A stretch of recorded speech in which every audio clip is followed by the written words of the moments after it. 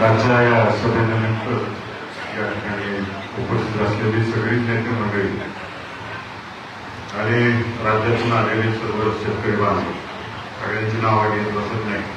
जयंतबाई साहेबांना मी सुरुवातीपासून उघड पाठिंबा सर्व शेतकऱ्यांना दिलेला.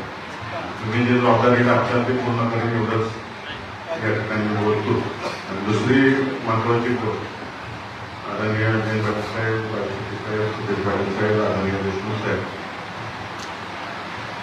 हा जो हायवे मध्ये लागलेला आहे शक्तीपीठ एक्सप्रेस, तो फक्त एका मोठ्या उद्योगपतीसाठी व्हायला लागलेला आहे. त्यांच्याकडे मोठ्या मोठ्या गाड्या आहेत, खाणीतून निघणारा माल ठराविक वेळेत पोहोचपर्यंत पोहोचावा यासाठी.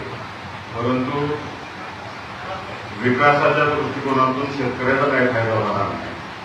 गेली 7 वर्ष झालं आमचा पुणे कोल्हापूर हायवे अजूनपर्यंत पूर्ण केलेला नाही व अर्धवट स्थितीत आहे.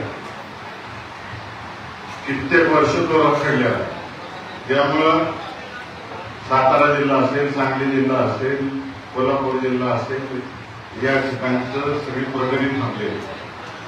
पहिला तो पूर्ण झाला आणि ह्याचा मार्ग पहिला बदलून टाका की प्रामुख्याने आमच्या सगळ्या शेतकरी बांधवांची मागणी आहे.